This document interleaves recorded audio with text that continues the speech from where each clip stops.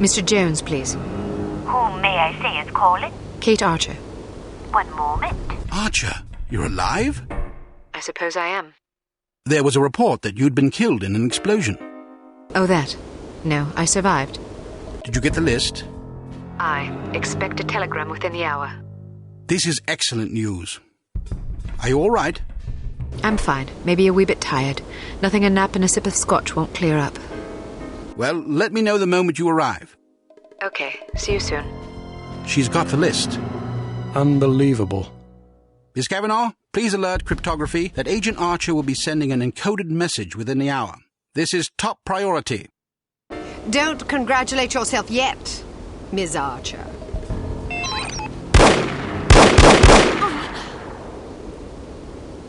You've won nothing. Yes, well, you've lost everything. Again. Not true, Agent Archer. I still have the satisfaction of knowing that you have failed. But I haven't. We have Dr. Schenker, we have the antidote, and most importantly, we have the names of your intended victims. You still have to deliver the list. Which I shall, just as I shall deliver you to prison where you can accustom yourself to a slightly less opulent lifestyle. Ah, what a sweet fantasy. But it's not meant to be, I'm afraid. Know this, little girl. Harm does not die with me. I think you'll survive your wounds. It's not my wounds you should be worried about. Pardon me. I've got to get everybody off the streets.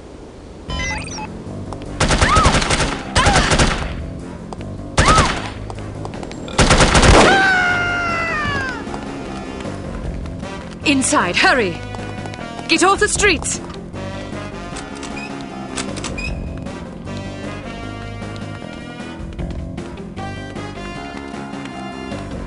Get inside, now!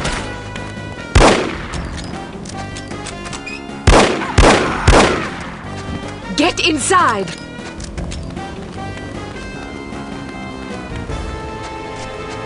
Get off the streets!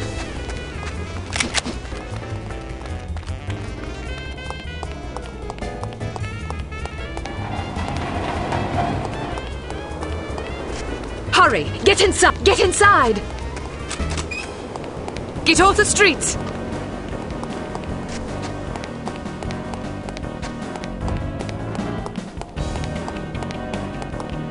Who is it? Get inside, now! Who is it?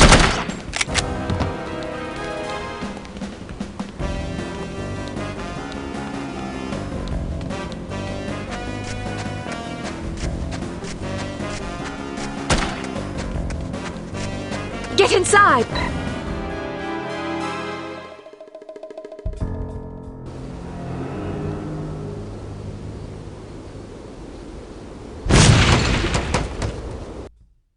Poor, pathetic creature.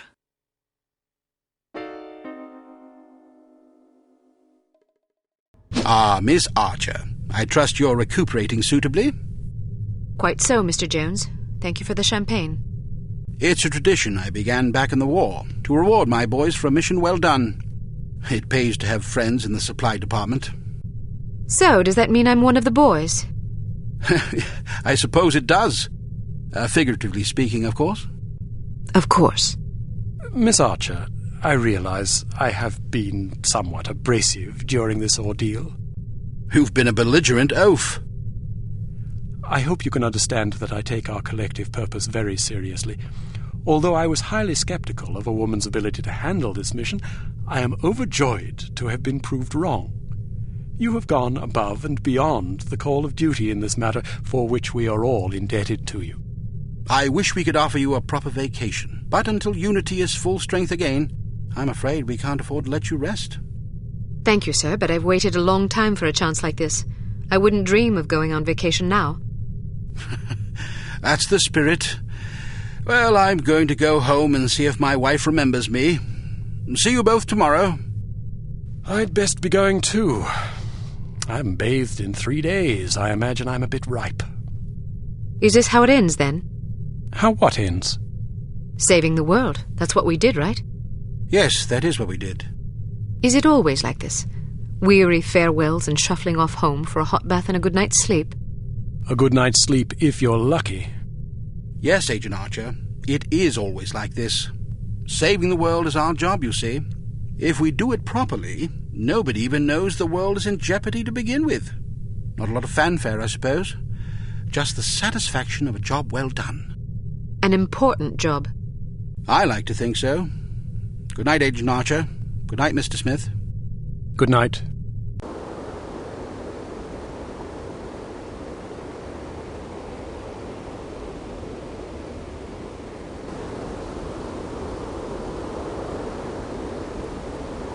You were right.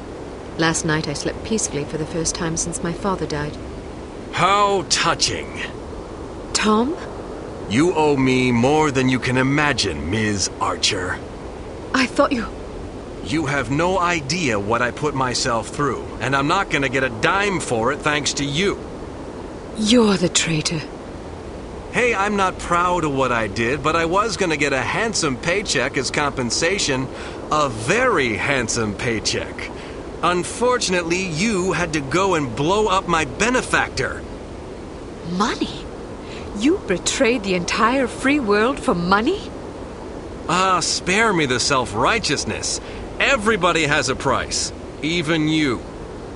You don't know anything about me. Maybe not, but I've been in this business long enough to see what people are capable of. Anybody can talk about honor and patriotism, but those are just pretty words. When the money's on the table, the right amount of money, you'd be surprised how quickly you can change your tune. Do you honestly believe that? Of course I do. You know what a spy is? It's just some ordinary Joe who's willing to risk his life to sell out his country for a few measly bucks. We rely on these people. That's where most of our information comes from. The difference between them and us, other than our training as operatives, of course, is a price tag. Mine just happened to be about 100 times as much money. And now I get nothing thanks to you. You're forgetting something, Tom. Those spies we recruit aren't patriots. They're cowards. We seek out selfish, hateful little people who place themselves above everyone else. We choose them because they're weak and greedy and arrogant. Like you. Touché. Don't you understand what you did? People died because of you. Bruno died because of you. Hey, Volkov killed him, not me. All I did was supply some information. I'm not responsible for how that information was used. We'll see what the court thinks about that. I didn't come here to surrender. Pity for you.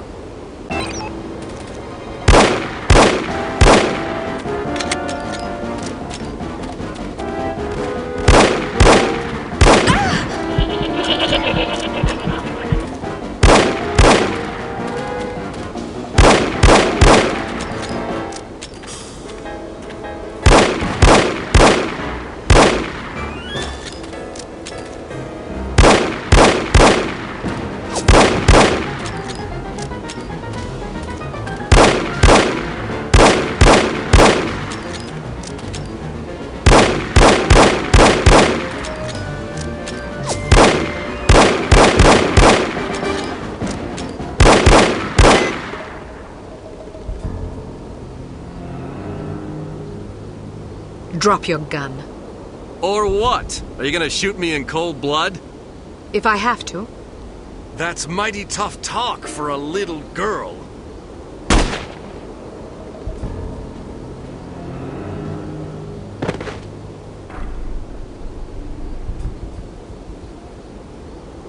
Mr. Smith, what are you doing here? Tending to some unfinished business. Mr. Jones? Are you all right, Miss Archer? Aye. What's going on? There's your traitor. You mean Smithy? How long have you known? I've suspected you for some time. You've only just now confirmed my suspicions. All this time you thought he might be a traitor? Indeed, but I had to be sure. You might have warned Bruno. He did. Bruno?